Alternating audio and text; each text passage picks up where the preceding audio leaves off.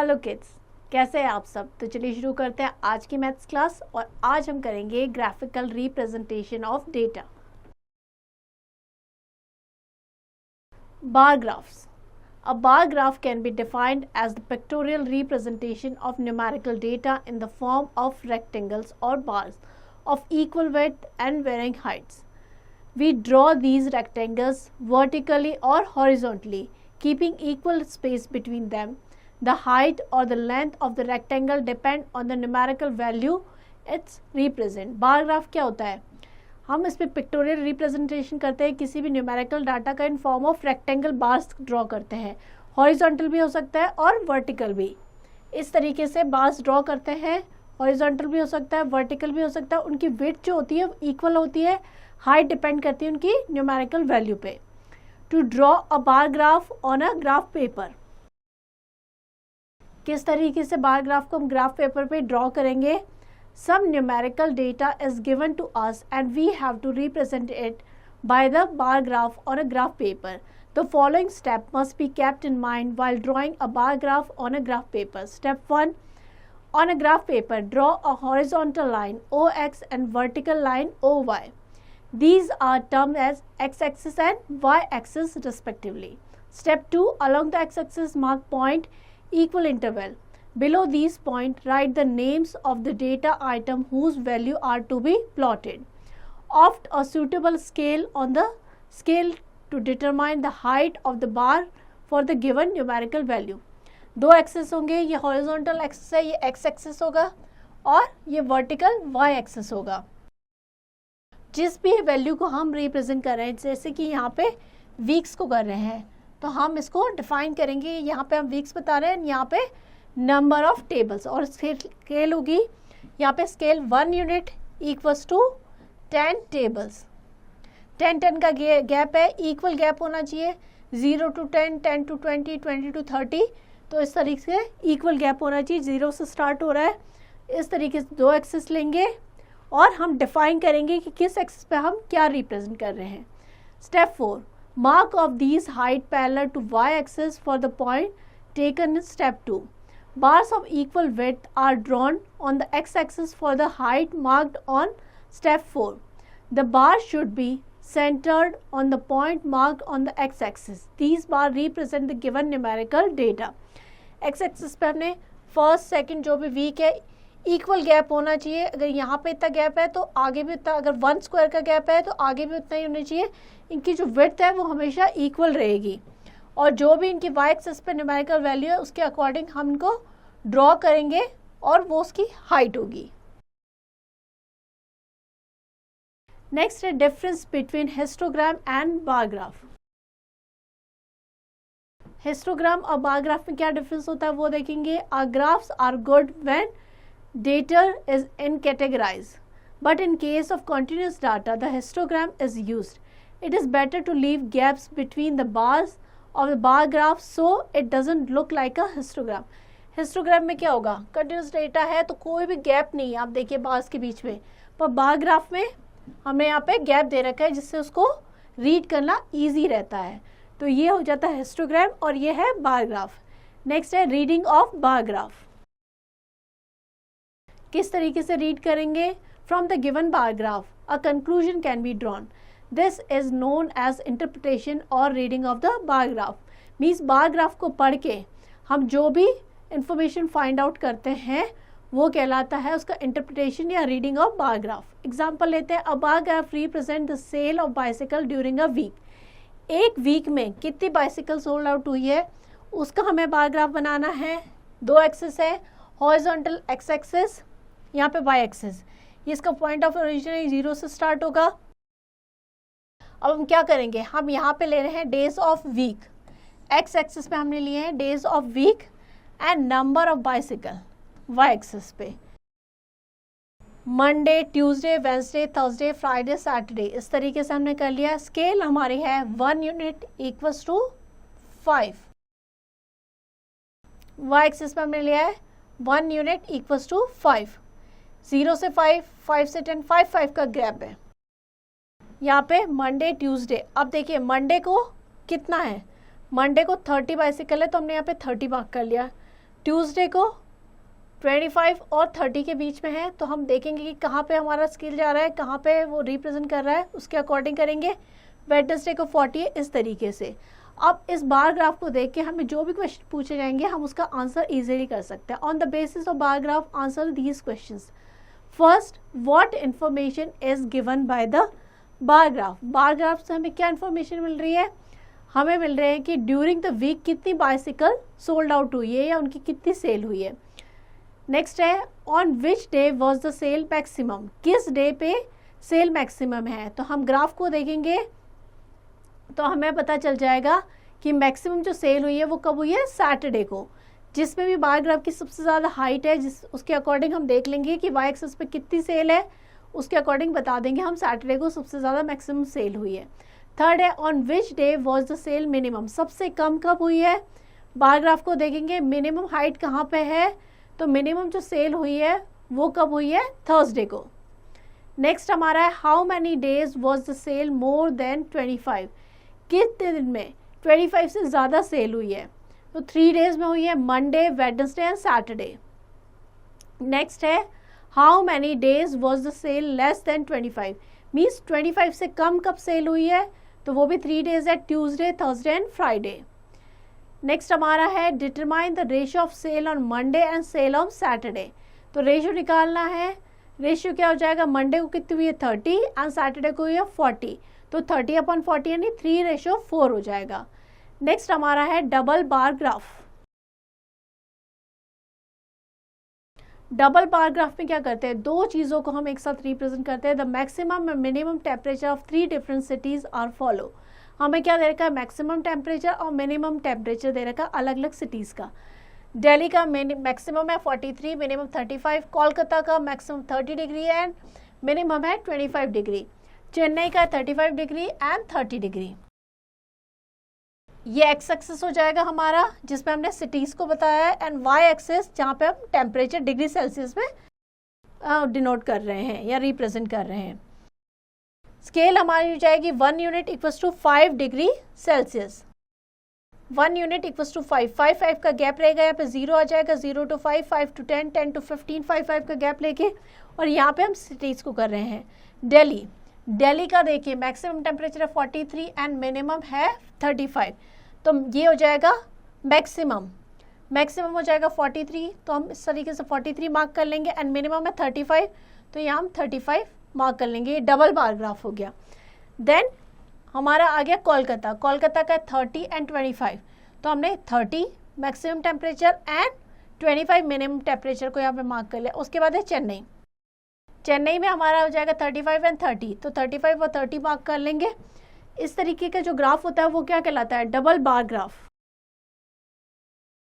दो चीज़ों को हम एक साथ रिप्रेजेंट कर रहे हैं। नेक्स्ट है हमारा पाई चार्ट। पाई चार्ट क्या होता है, in a pie chart we represent the various observation by the sector of a circle and the whole circle represent the sum of the value of all component.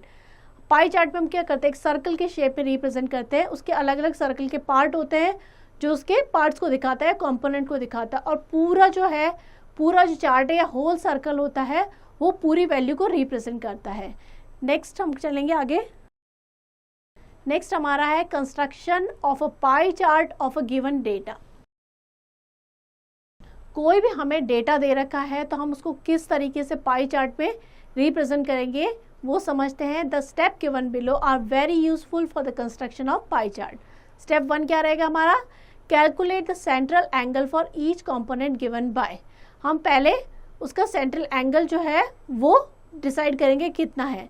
Central angle of component जो अलग अलग component दे रखे हैं उनका angle निकालेंगे, वो क्या हो जाएगा, value of the component divided by total value into 360। एक जो सर्कल या एक पॉइंट होता है उसके अराउंड जो एंगल होता है वो पूरा कितना होता है, 360 डिग्री। तो हम क्या करेंगे, वैल्यू ऑफ कंपोनेंट, जो भी हमें कंपोनेंट है उसकी वैल्यू कितनी है और टोटल जो वैल्यू है वो कितनी है, उसको मल्टीप्लाई करेंगे 360। नेक्स्ट हमारा हो जाएगा draw a circle of convenient radius. जो भी हमें कन्वीनियंट रेडियस लगती है उसका हम एक सर्कल बना लेंगे। Draw horizontal radius with in the circle, एक हॉरिजॉन्टल रेडियस बनाएंगे Beginning with the horizontal radius, draw radii making the central angle corresponding to the values of the respective component till all the components are exhausted. These radii divide the whole circle into various sectors. हम क्या करेंगे, एक radius draw कर लेंगे और जिस भी component का जितना भी एंगल है उसके अकॉर्डिंग एंगल्स ड्रॉ करते जाएंगे जब तक कि वो पूरा सर्कल बन न जाए. Shade each sector with the various design, अलग अलग जो भी कंपोनेंट्स होंगे उसके अलग अलग शेड्स बना देंगे जिनसे उसको डिफ्रेंशिएट किया जा सके. This would be the pie chart required for given data. Now we shall illustrate the construction of pie chart with the help of example. Example समझते हैं, ईजिली समझ में आ जाएगा. There are 216 worker in a factory as per list given below. हमें यहाँ पे क्या दे रखा है, कैडर अलग अलग फैक्ट्रीज के अलग अलग डिपार्टमेंट में नंबर ऑफ वर्कर दे रखे हैं. मैकेनिक्स में 75 है, लेबरर्स 60 है, फिटर्स जो है 36 है, सुपरवाइजर 27 है, क्लर्क 18 है. इसका हमें पाई चार्ट बनाना है. तो कैसे करेंगे, टोटल नंबर ऑफ वर्कर इस सब का टोटल करेंगे तो टोटल आ जाएगा हमारा 216. ठीक है. सेंट्रल एंगल ऑफ कैडर, हमने सेंट्रल एंगल निकालना है तो number of worker in the cadre divided by total number of worker into 360. अब कैडर कौन कौन सा, मैकेनिक्स. मैकेनिक्स में टोटल कितने हैं 75 और टोटल जो वर्कर थे वो कितने थे 216. तो अब क्या करेंगे 75 डिवाइडेड बाय 216 इंटू 360 डिग्री तो ये हो जाएगा 125 डिग्री. लेबरर कितने हैं 60 है तो 60 divided by 216 into 360 100 degree. Fitters का हो जाएगा 36 divided by 216 into 360 degree 60 degree. इस तरीके से हम सारों का जो है वो निकाल लेंगे एंगल. अब कैसे कंस्ट्रक्ट करेंगे पाई चार्ट, पहले हम कोई भी कन्वीनियंट रेडियस जो हमें लगता है उस रेडियस का हम रेडियस लेके एक सर्कल ड्रॉ कर लेंगे. उसके बाद हम एक हॉरिजॉन्टल एक्सिस बनाएंगे. सपोज हमने एक ऐसे लाइन बना ली, ये एक सर्कल है, हमने ये इसका सेंटर है, यहाँ से एक लाइन बना ली. अब फर्स्ट हमें जो ड्रॉ करना है मैकेनिक्स का 125 डिग्री तो हम यहाँ पे रख के एक 125 डिग्री का एंगल ड्रॉ करेंगे. उसके बाद लेबरर का है 100 डिग्री तो ये हो जाएगा 125, ये हो जाएगा 100 डिग्री. उसके बाद फिटर्स का 60 डिग्री है तो इस तरीके से यहाँ पे रख के 60 डिग्री का कर देंगे. उसके बाद है सुपरवाइजर का 45 और ये हो जाएगा 45 और ये हो जाएगा 30 डिग्री. इस तरीके से इसका टोटल जो होगा वो कितना होगा 360 degree. Beginning with the horizontal radius draw sector having central angle 125 degree, 100 degree, 60 degree, 45 degree and 30 degree. हमने पहले लाइन बनाई, इस पे रख के एक 125 डिग्री का एंगल बना दिया, फिर यहाँ पे रख के 100 डिग्री का. इस तरीके से सारे एंगल्स ड्रॉ कर लिए. Shade the sectors to obtain differently and label each of them. Thus the required pie chart is obtained as shown in the given figure. तो ये हमारा पाई चार्ट के रूप में हम इसको रिप्रेजेंट कर लेंगे. तो इस तरीके से हमें बनाना है. हर एक कंपोनेंट का हमें एंगल निकालना है और उसके अकॉर्डिंग एंगल ड्रॉ करके उस सर्कल को पूरा फिल करना है, उसको रिप्रेजेंट करना है. चलिए आगे बढ़ते हैं. नेक्स्ट एग्जाम्पल 5 करेंगे. The data on the mode of transport used by 720 students are given below. हमें 720 स्टूडेंट का जो मोड ऑफ ट्रांसपोर्ट यूज़ कर रहे थे उसका डेटा दिया गया है. साइकिल करते हैं 120 स्टूडेंट, बस 180, कार 240, ट्रेन 80 एंड स्कूटर 100. इसको हमें पाई चार्ट पे रिप्रेजेंट करना है. तो सबसे पहले हम क्या करेंगे, टोटल नंबर ऑफ स्टूडेंट निकालेंगे. टोटल नंबर स्टूडेंट कितना है 720. सेंट्रल एंगल निकालेंगे हर एक कॉम्पोनेंट का. Mode of transport, number of student and central angle. Cycle कितना करता है 120 तो इसका सेंट्रल एंगल क्या हो जाएगा 120 डिवाइड बाय 720 मल्टीप्लाई बाय 360 यानी 60 डिग्री. इसी तरह बस का निकालेंगे तो 180 divided by 720 multiply by 360 90 degree. इसी तरीके से कार, ट्रेन और स्कूटर का निकाल देंगे. ये हमने सेंट्रल एंगल सबका फाइंड आउट कर लिया. अब हम पाई चार्ट ड्रॉ करेंगे. पाई चार्ट ड्रॉ करने के लिए क्या करेंगे, किसी भी रेडियस का जो आपको कन्वीनियंट लगती है उसका एक सर्कल ड्रॉ कर लीजिए. उसके बाद एक हॉरिजॉन्टल रेडियस ड्रॉ कर लीजिए और एंगल बनाना स्टार्ट कर दीजिए. Beginning with the horizontal radius draw sectors whose central angle is 60 degree, 90 degree, 120, 40 and 50 degree respectively. Shade the sectors so obtained differently and label each one of them. Thus the required pie chart is obtained as shown in the given figure. सबसे पहले हम एक circle draw कर लेंगे किसी भी radius का, एक हॉरिजॉन्टल रेडियस बनाएंगे, उसके बाद 60 डिग्री का जैसे बनाना है 60 डिग्री हो जाएगा, फिर यहाँ रख के 90 डिग्री का बना देंगे, then 120, then 40 and rest is 50। तो टोटल 360 डिग्री का एंगल बनेंगे, टोटल मिलाएंगे तो 360 डिग्री होगा। तो इस तरीके से अलग अलग और उनको अलग अलग कलर से शेड कर देंगे। इस तरीके से हम पाई चार्ट बना देंगे। चलिए आगे बढ़ते हैं। नेक्स्ट हम करेंगे histogram. Commonly a bar graph shown ungrouped data, but the histogram show the frequency distribution of group data. We draw it by taking class interval on x-axis and frequency on y-axis. इसमें क्या करते हैं, ये continuous data के लिए होता है histogram. x-axis पे हम क्या करते हैं, क्लास इंटरवल को लेते हैं, एंड y-axis जो होता है हमारा वर्टिकल एक्सिस, उस पर हम फ्रीक्वेंसी को लेते हैं। The bars are equal width and adjacent, जो बार जो होंगे वो इक्वल विड्थ के होंगे और पास पास होंगे, एडजेसेंट होंगे। If the class interval are non continuous then has to be change into continuous form which is termed as the real class limit and true class limit which have been taught in the previous chapter।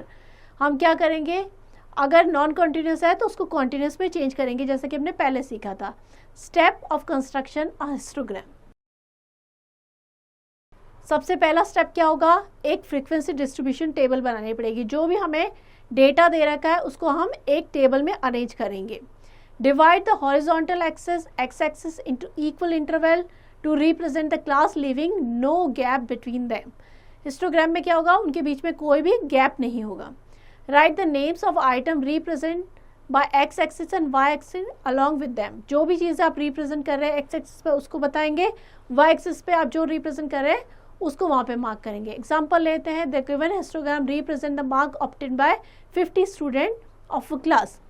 ये एक histogram है, x axis पे आपको marks दे रखे हैं and Y axis पे क्या दे रखा है, नंबर ऑफ स्टूडेंट। इसको देख के हमें कुछ क्वेश्चंस के आंसर करने हैं। Based on the above histogram answer the following question. What information is given by histogram.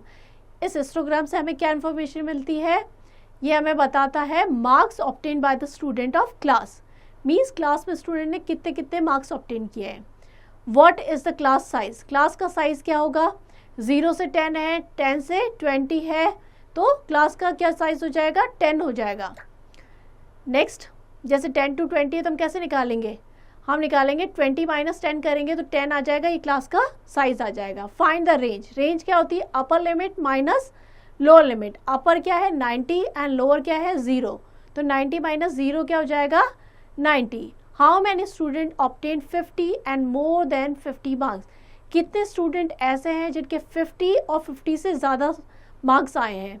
The number of student who get 50 and more than 50 marks is the frequency of class interval 50 to 60, 60 to 70, 70 to 80 and 80 to 90। सो जितने भी होंगे वो student आएंगे। The height of corresponding rectangle in the given histogram क्या क्या है, 9, 6, 3 and 3। जो भी क्लास की हाइट है उसके अकॉर्डिंग हम लिख लेंगे और उनको टोटल कर देंगे। तो टोटल क्या हो जाएगा, टोटल हो जाएगा 21। तो 21 ऐसे स्टूडेंट हैं जिन्होंने 50 या मोर देन 50 मार्क्स ऑब्टेन किए हैं। नेक्स्ट है, विच class interval has the minimum number of student. तो मिनिमम किस में है, द लोएस्ट हाइट जिसकी भी होगी R3 which corresponding to class interval 70 to 80 and 80 to 90। Next is which class interval has the maximum number of student. Maximum में सबसे ज़्यादा स्टूडेंट किस में है, the highest height of the rectangle is 9 which corresponding to the class interval 50 to 60। जो सबसे ज़्यादा height है वो किसकी, क्लास इंटरवल की 50 to 60, दैट इज 9, तो उसमें हाइएस्ट हो जाएंगे। नेक्स्ट है, how many student fail if the passing marks is 40। कितने स्टूडेंट है जो फेल हो गए अगर पासिंग मार्क्स जो है 40 हैं। तो क्या हो जाएगा, number of student who fell belong to the class interval 0 to 10, 10 to 20, 20 to 30 and 30 to 40। इस इंटरवल में जो स्टूडेंट्स आएंगे वो है जो कि अगर मैक्सिमम मार्क्स जो पास होने के लिए 40 है तो इसमें जो स्टूडेंट्स है वो आएंगे। तो नंबर ऑफ स्टूडेंट क्या आ जाएंगे, 4 + 8 + 7 + 5 दैट इज 24। तो 24 ऐसे स्टूडेंट है जो फेल हुए हैं अगर जो पासिंग मार्क्स है वो 40 है। तो आप ग्राफ को देख के इजीली जो भी आपको क्वेश्चंस है उनके इजीली आप आंसर कर सकते हैं। चलिए आगे बढ़ते हैं।